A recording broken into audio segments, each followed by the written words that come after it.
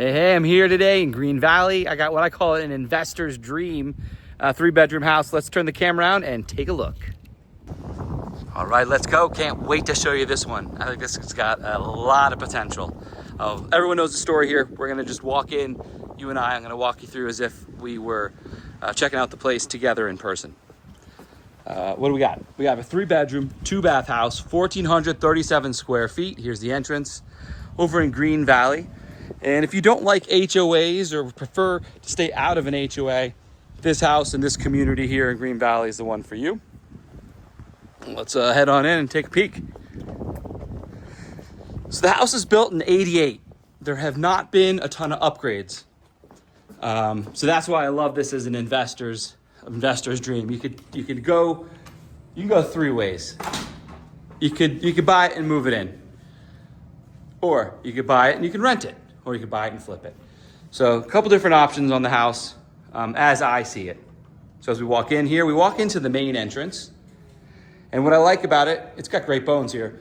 On the right side is the primary. And then they've split the house. So on the other side of the house are the bedrooms and the kitchen. So let's walk in here. I always like to start in the main living area. 88, right? So not as many open floor plans as we have these days. So this house, you have the kitchen. It's kind of like a galley style off the side of the main living area.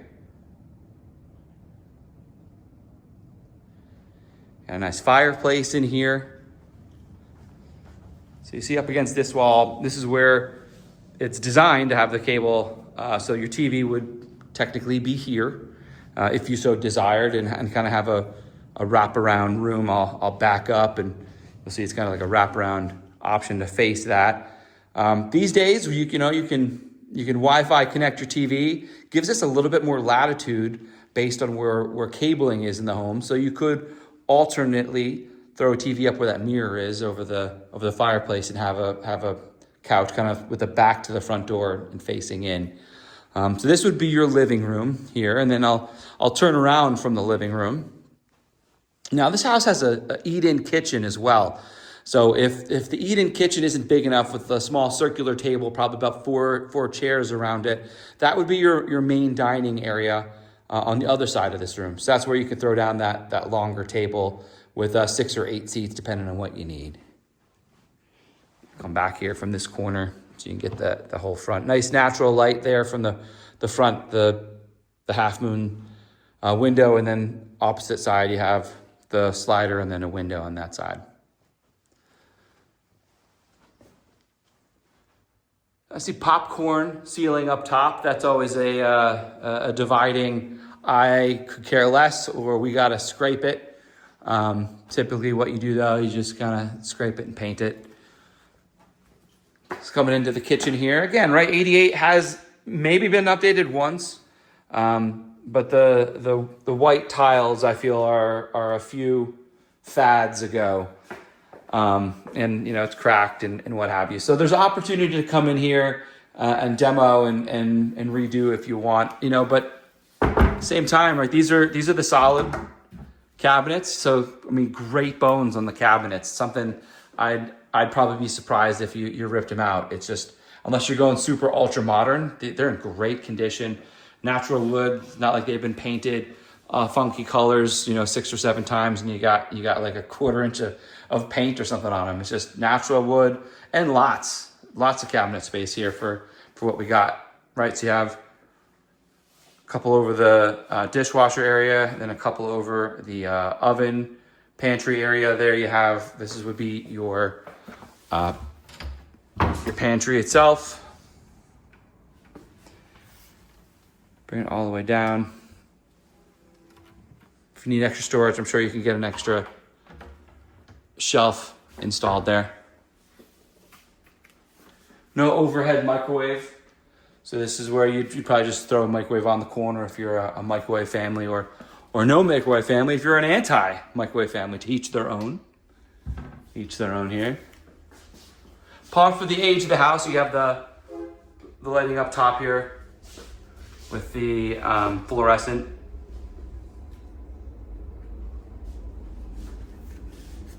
And coming back down through here, we have a whirlpool. It's white. I'll show you what you're working with there. You ever wondered what's in front of the tile or behind the tile? I'll give you a sneak peek, because I did too.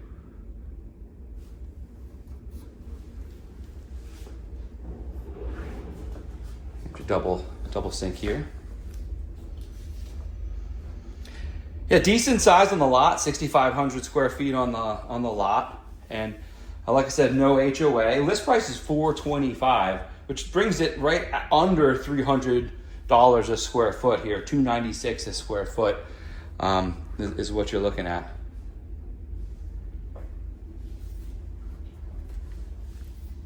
This is newer, nice looking oven range. 5 burner, GE. And then LG here, same thing. You got a newer fridge.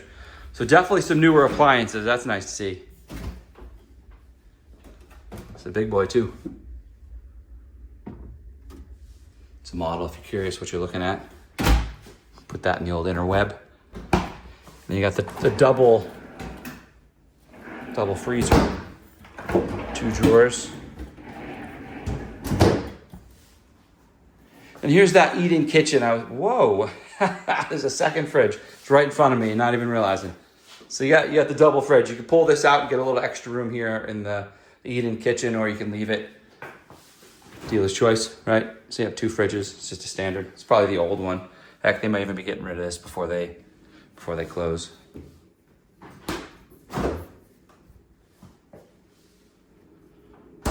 So I mean, you can see the difference, right? That's just like your kind of standard 5-footer. This guy's sitting at closer to 6. Got a nice little doggy door here for one of the smaller dogs. Access to the backyard. Backyard is all fenced in.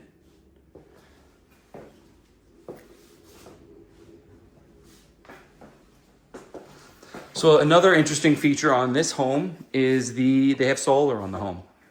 I know solar is always a hot topic. People are either like, holy cow, I need it. And others are like, holy cow, I don't need that in my life at all. Certainly debatable. I won't debate that here. I will let you know it's a $79 a month solar lease is what you'd find here at this property. Sorry, it looks like this light has turned it into a party here. So I'm just gonna go ahead and go a little darker in here, and we'll just check it out from a darker standpoint.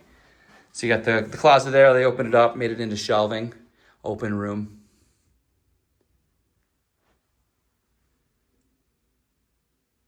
This is bedroom number 1. Gosh, I'm all off. I usually go to the primary bedroom here first, but I've already committed. So we'll check this wing out of the house, and then we'll swing back to the primary. And we'll see, right, older home. It's not really like wired for some things. They've just brought it on across.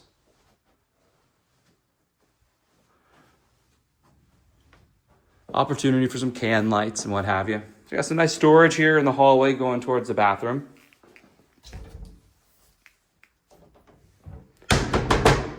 Same, these aren't, actually it's a thin, so it's not as solid as the kitchen counter cabinets. So in the shower here, they did upgrade the shower.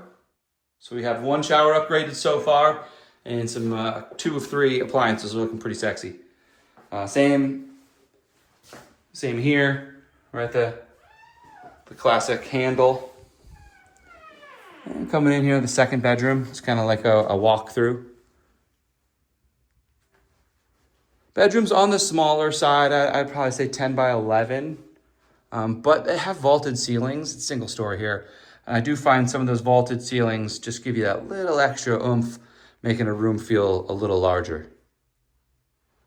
So back to the solar, $79 a month. Now, you know, a lot of times we don't have access to the contract and the details, and that's the case here. I can't really get into the details of, you know, how big's the system and what's it make, you know, that's not really something I can delve into. But whenever you buy a house, the seller is obligated to provide you, you know, with those documents as as requested. And of course, you always have the opportunity to step away if the seller cannot provide you with documents. So, I always tell my buyers, look, if there's solar, if you're on the fence, if you're not sure, but you love the house, get it under contract, get the right to review their personal documents, those contracts that they've signed. Then you make that decision yourself after. But the good news on the solar, right, is we'll go to the laundry. And actually, I'm going to come back to that because I do want to show you the garage as well. Let's check out this primary bedroom here. So the good news about solar is, look, let's say you got a tiny roof, but boy, you use a lot of electricity. It's not the end of the world, right? If you can't offset all your power bill, then you just load up your roof with as much as you can. And at least ideally, you're going to run the numbers. The goal of solar is that per unit of energy, your solar is going to produce it cheaper than what it costs for you to buy it from your utility company. So if you can't cover everything you're using, ideally just you get as much as you can, and that hey, for arbitrary numbers, great, instead of paying 16 cents a unit, I'm paying 12, or plug and play whatever the numbers are. And then whatever you can't offset, then you just buy as if you didn't have solar, right? So still saves. It's in my opinion, it's always worth looking if it's a dollar for dollar save. But of course, it's up for debate. Some people think that though it's great, it may not reward you for the long term, and that's not my place to tell you yes or no. But it is my place to tell you this is another updated shower. So we have both showers are updated, and a couple nice appliances.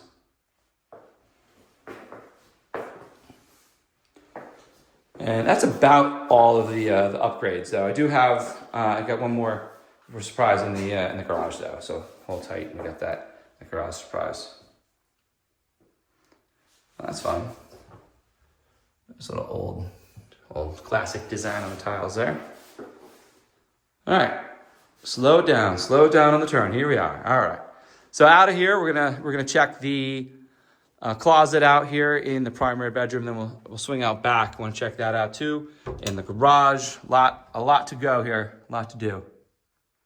There's your linen closet, or take your pick, anything you want. And here's the closet in the primary bedroom. Thanks to Julie Youngblood with Keller Williams Realty, by the way, for letting me take you guys through this and show you the home. Always grateful. The other agents and other brokerages are open to me walking in and showing you what they got. So coming out of the primary, that's kind of what you're looking at every morning. All right, let's swing through the garage. I want to show you that garage, then we'll swing back outside and finish up in the backyard. So you got some nice storage over washer dryer. Here's your washer dryer area. See an electric 220. Let's see. Yeah, looks like it might be all electric over here. I don't know if I saw a gas line for a dryer. Not to say that I'm just missing it. So last thing I wanted to show you here in the garage are two things, actually. Two things. First, I thought that was cool. They got the built-ins. Got the built-ins. Built in '88, so I see the popcorn sitting, but I don't have any concerns on asbestos. I mean, typically that's what the '70s. I don't think asbestos was used through the '80s. Correct me if I'm wrong in the comments. I'm certainly no inspector, and I leave those details up to the professionals. But in my head, I'm thinking this is just the popcorn ceiling because this is the design, but I feel like we phased out asbestos long before that. But I could be wrong. It wouldn't be the first. Other thing I wanted to show you here is you got this open space here in the garage, right? Where the rafters are exposed.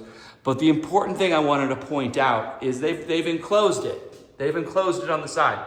So, if you ever want to just say, hey, I want to leverage that extra space I have in the garage. I want to just store a bunch of crap up there. Let's cut a hole, put a ladder, it'll be great. You know, I just want to let you know that that could pose a problem if there's a fire out here, and many fires do start out in the garage. So what building code and builders do to combat that is the door in the garage is usually a heavier fire rated door, and same with the drywall on the sides there. It's just a thicker, heavier drywall is my understanding, off to the side, right? But what we've done is we've pierced the ceiling and allowed that fire to get up top, to get up there. So I love that they've blocked off here into the house still, so your crawl space over the house, you know, isn't at danger. But I would question, I'd let my inspector know that this is the condition here. And he let me know, hey man, you want to throw a couple, you know, slap a couple boards up there just to make it fire safe, or not. But something to point out here on this, and even more so, really the important thing is a lot of people end up cutting holes into the house to kind of connect their space up there. That's a super big no-no. Would not want you to do that. Really could compromise the house with the fire up in the garage, up and over real fast. So, you know, if you're going up, make sure you don't go over. That's my advice. One other thing people do like to see is that access into the garage from the side. This house has that.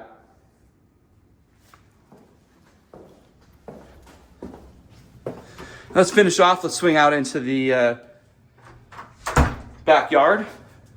Really nice backyard, big space out there as well. What do you guys think? This a flip for you? This a update and rent? Buy and rent as is, or kind of get in? At $425, it's in that starter home area. I feel like townhomes, you know, range anywhere from $200 to $300 into the $400s. And then homes in this area really kind of start mid to high $3s, rare, and then more common in the $4s. So this is kind of like your entry-level starter home in to get into the market here in Green Valley. So we're facing north right now. So we do have coverage, great for noon, but not important, you know, all day long. So I do like that they have it covered, but it is facing the right way. Here we are. It's late afternoon, and we're completely shaded here already.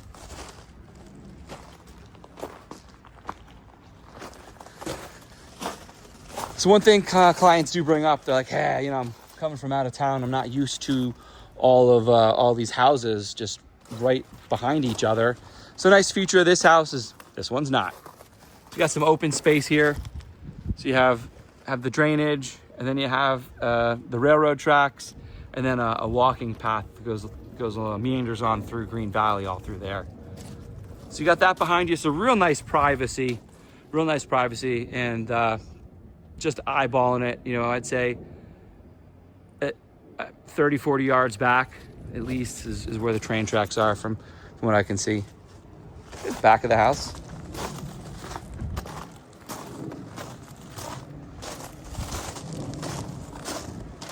Everything's drought tolerant back here, but things are growing, so you know the irrigation has been run. So if you want to get in here and change things up, the one thing you won't have to do is start from scratch on irrigation. May have to run some new lines, either the 1/4 inch or the 1/8 inch stuff, but you got the backyard started.